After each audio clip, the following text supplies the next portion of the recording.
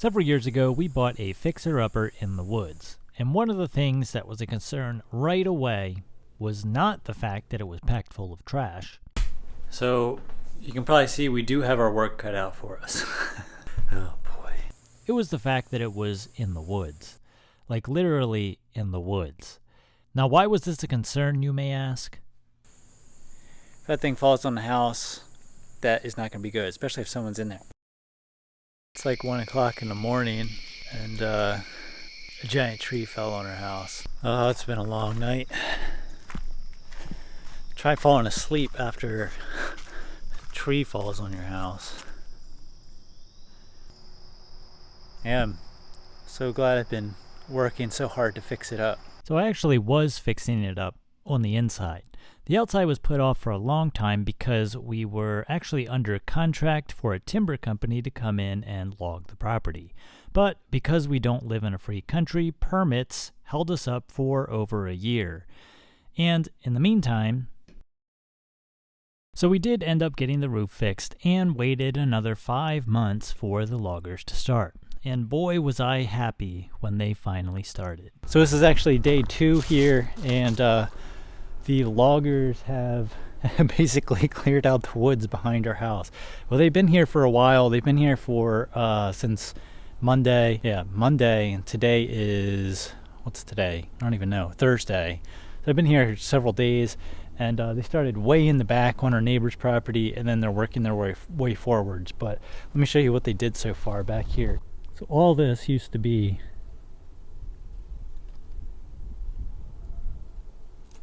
trees, but still have a bunch more that way. It took us over a year to get permits for all this and all kinds of other stuff, but anyway, it's moving along. Challenge now is there's going to be a disaster basically when they leave here.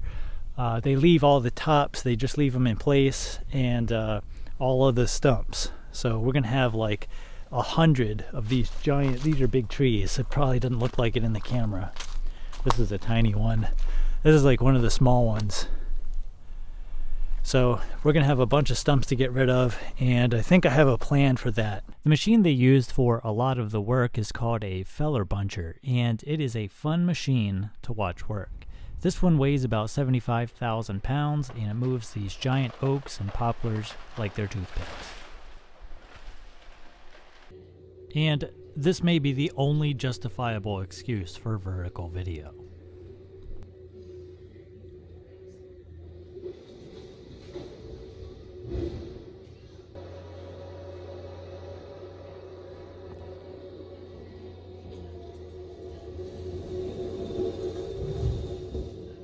Try getting work done on your computer when this is going on right outside your house.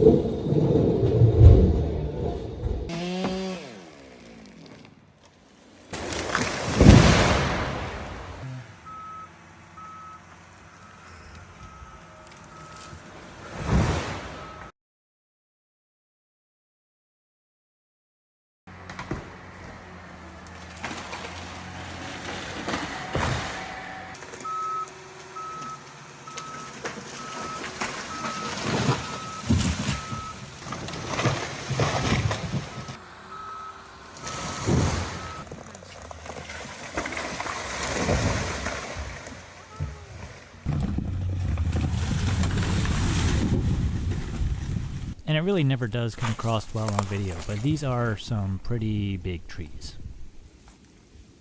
Big tree.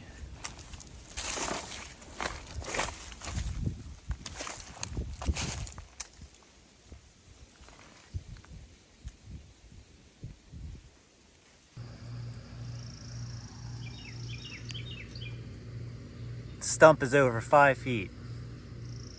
When you get your property logged, don't expect anything other than some big tire tracks and a lot of leftover wood and tree stumps.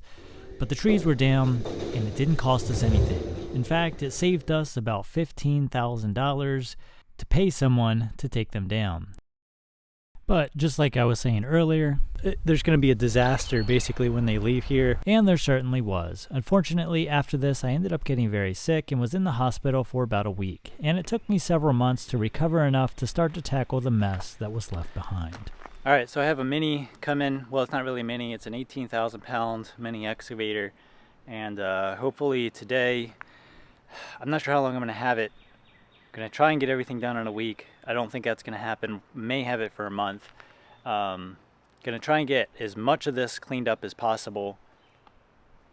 Get some of these tree stumps out of here. We'll see how this goes. This is the biggest one that I could rent without having to like special order one and wait for it, and significantly increase the price. So we'll see how this goes. I got some giant stumps to dig up, and hopefully this machine's capable of doing that. While I was waiting for the Mini to arrive, I took down some of the last remaining trees around the house.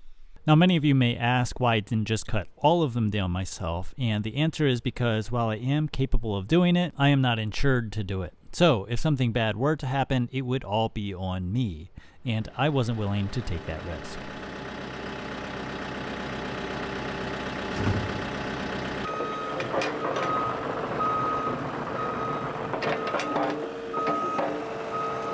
I started working on clearing up all of the branches on the ground. These were covering up a lot of the stumps and needed to be moved first. I spent a good 2 days clearing branches and moving wood in order to get enough room to finally dig. If you've ever plucked stumps before, you'll know that you can never have an excavator that's too big. These things are in there. All right, so this is the JCB 85Z. This is an 18,000, around 18 to 19,000 pounds. It's probably closer to 19,000 with the thumb on it. This is the biggest machine that I can rent, at least without having to go through a whole lot of hassle trying to get trucks here, because it would have to come on a tractor trailer rather than a roll-off. Now, I am on the fence about buying one of these, not an 18,500, around a 10 to 13,000 pound machine, because I just have so much work here to do that it would actually be a little bit more cost effective to actually buy one, use it for several months, and then resell it again. These things rent for $3,500 a week or around $7,000 a month. So obviously if I've got to use this for a month, it actually makes a little bit more sense to buy one, use it, and then sell it again, even at a slight loss. I did a job, commercial job years ago, like 20 years ago at this point, where I was just running a skid loader, throwing stuff in a chipper, clearing job. They had a Cat 365 there, but it is a massive machine. But you could actually fit this machine inside of that bucket, and we were pulling stumps about the same size, and that thing, you would think that that would just be able to pop those things out no problem, but even that giant machine would have to dig around these stumps for a minute or two in order to pop them out. So you cannot have a machine that's too big for stump removal. Now, that's one of the reasons that I rented this thing, 18,500, because I don't want a machine this big if I buy one. I want something around the 10 to 12,000 pound mark, and I really don't think that would be a giant pain in the butt to pull these giant stumps with a 10 to 12,000 pound machine. So this gives us several thousand pounds more lifting capacity and a little bit more digging force, and I am definitely using every single bit. So even these smaller stumps require you to dig all the way around, way deeper than you would think, in order to remove the stumps. And these things are heavy. This excavator will pick up about 8,500 pounds, and it will not pick these things up. I didn't keep count on how many there were, but there was a lot. I grew up working construction and doing excavation work, and running equipment again after 16 years really brought back memories working with people who are no longer here.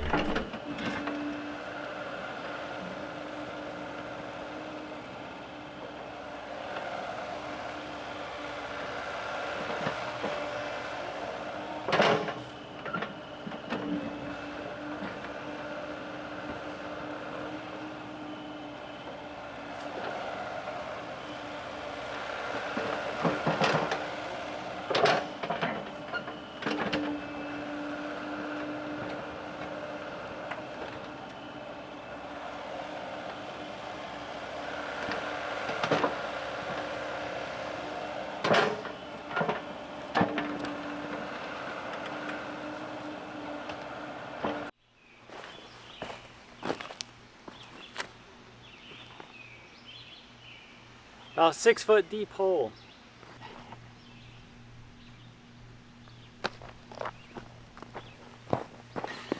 Pretty giant stump. That took about 20 minutes, which isn't actually that bad. So some of you may be asking why not grind these, and the answer is because a bunch of them are in areas I'm going to be regrading in the future, especially if I ever pave the driveway. And because over the years the previous owners kept dumping stone on the driveway, the entire driveway level will have to be lowered to keep the top of the driveway lower than the garage floor. So that means that the stumps on the edge of the driveway have to come out, since they'll be in the way for regrading if they were just ground down to the surface level. I hope that made sense.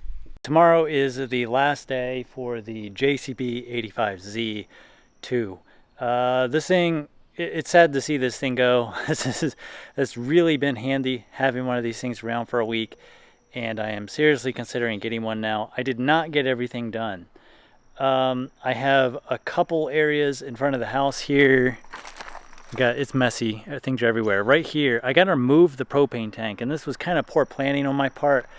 I should have had this moved before I got this. However, I wouldn't have had time to do this anyway, so I'm not real sure that would have mattered.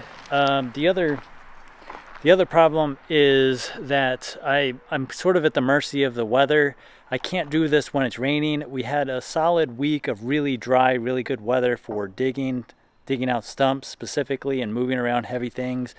The second all of this dirt gets wet, it turns into an absolute, you can't do anything. I can't even drive my little tractor. It's just a slippery, muddy mess. So I had to take advantage of the weather when it was nice. So that's kind of how it is. I think eventually I will end up getting one, and if I have to, if I don't go that route, I'll just rent this thing again for a day for like $1,000 and dig up the rest of these. It's still better than paying the $7,000 for the month rental once you go over the week. They kind of get you there at the week mark, because you end up adding like $4,000 to the price of a 1 week rental on this if you go over a week. But anyway, that's kind of where we're at. I did end up getting out all of the major stuff that I needed to get out. The ones up here along the driveway, these were the big ones. These were the important ones. Right here, spin around, and down along this side.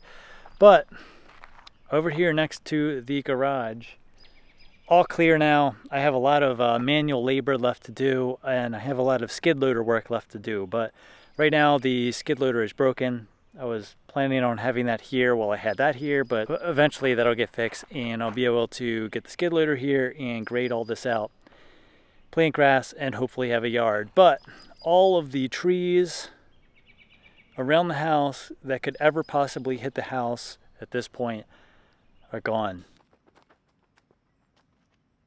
This is no lie about 1/10 of the wood that was left here when they took all of the this is all the tops of the trees. They took all the other wood, but this is literally about 1/10 of the wood that is still left here.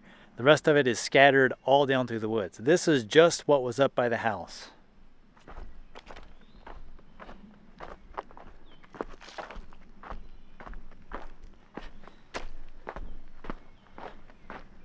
And the giant pile of stumps.